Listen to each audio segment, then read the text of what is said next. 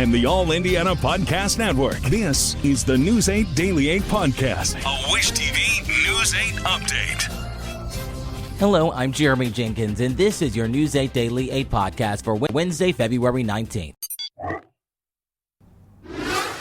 We begin with IMPD in the hunt for people who may have been involved in a deadly shooting on the northeast side that left one person dead and 3 others wounded.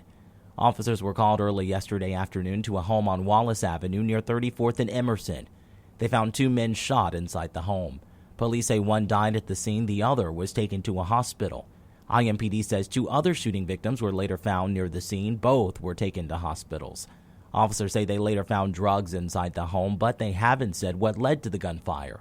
Right now, police are urging witnesses who may know something to come forward. There's no word yet on what caused a house fire in Anderson that left a 72-year-old woman dead. Madison County Dispatch says fire crews were called around 1 yesterday afternoon to a house fire on Thayer Court near State Road 32. Firefighters say they found Lacey Sawyer dead inside the home. The Madison County coroner says an official cause of death has not been determined. The Mooresville High School student accused of planning a Valentine's Day mass shooting will remain in jail until a judge makes a decision on bond. Prosecutors say Trinity Shockley requested a $500,000 property surety and a $250,000 cash bond at a hearing yesterday. If the judge approves it, prosecutors ask that Shockley be under home detention and GPS monitoring. Shockley is charged with conspiracy to commit murder and making terroristic threats. The judge did not say when he would rule on the bond request. In Harrison County, a man has been arrested for making threats against President Trump's aide, Elon Musk. State police say David Cherry posted life-threatening messages aimed at Musk on his social media platform X this month. Police say they were tipped off about the post by Texas authorities. After getting a search warrant, police say they found a rifle, handgun, ammunition, and a bulletproof vest inside Cherry's home in the town of Palmyra. Cherry is facing preliminary charges of intimidation. The state Senate has passed a bill that could remove 250,000 Hoosiers from Medicaid. It's part of Governor Braun's push to shift spending away from health care for those on low income. Garrett Berquist reports. This bill is a top priority for Senate Republicans. They've been warning for years that the state's Medicaid program is growing unsustainably. The measure caps enrollment in the Healthy Indiana plan at 500,000. There are more than 700,000 people currently using the plan, so the bill could potentially kick more than 200 people off of the Healthy Indiana plan. It imposes a work requirement for able-bodied adults without children. You would have to work or volunteer at least 20 hours per week if you did not meet one of several exceptions. And it prohibits any advertising for Medicaid services. Medicaid's grown by $5 billion over the last 4 years.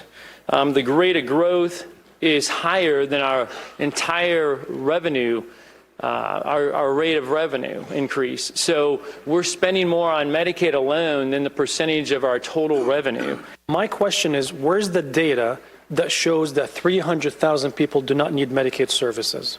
Wouldn't it be more assuring to all of us to have a report that showed the 300,000 people, maybe 100,000 of them might not need services, maybe 100 of them were not insured before and were not informed before, and they got insured after the expansion? Mishler says the work requirement alone should bring enrollment below 500,000. He says savings could be used for other purposes, such as paring down the wait list for Medicaid waivers for the Pathways for example, the Pathways program. The bill passed the Senate on party lines. It now goes over to the House. At the State House, I'm Garrett Bergquist for Wish TV, wishtv.com, or follow us on Facebook for updates. Happening today at the State House, it is the deadline for amendments to be heard on bills before the House and Senate. It is also the final day for either chamber to pass bills before sending them to the other side to be heard.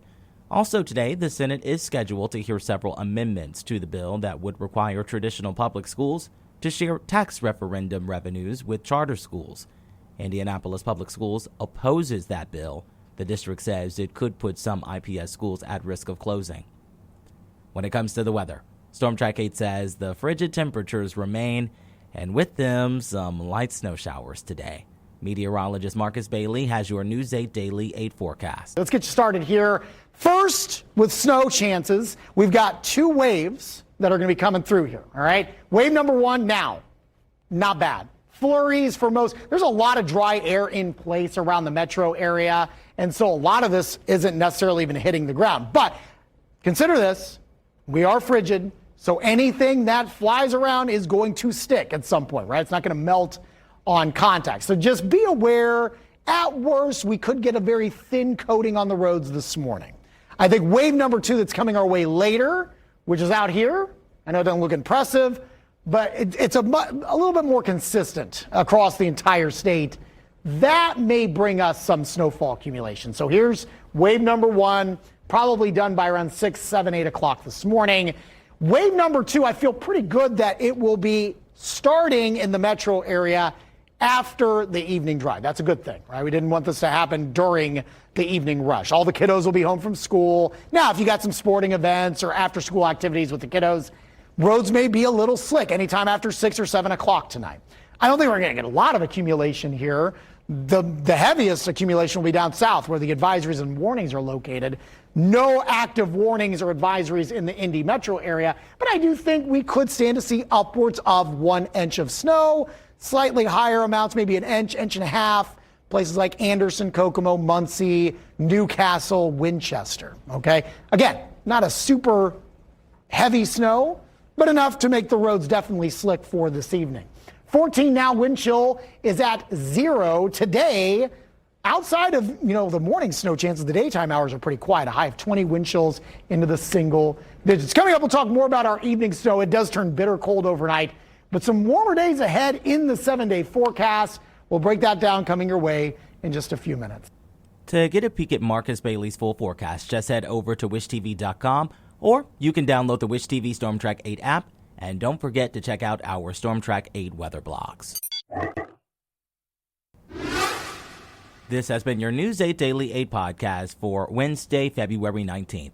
I'm Jeremy Jenkins for Wish TV, wishtv.com, or follow us on Facebook for updates. This is the News 8 Daily 8 podcast, a Wish TV News 8 update on demand. For even more, on demand and on the go. Connect with Wish TV on Facebook at wishtv.com and on the free Wish TV mobile app. Thank you for listening. And be sure to like, subscribe, and follow this podcast for updates every weekday morning on the All Indiana Podcast Network and wherever you get your podcast.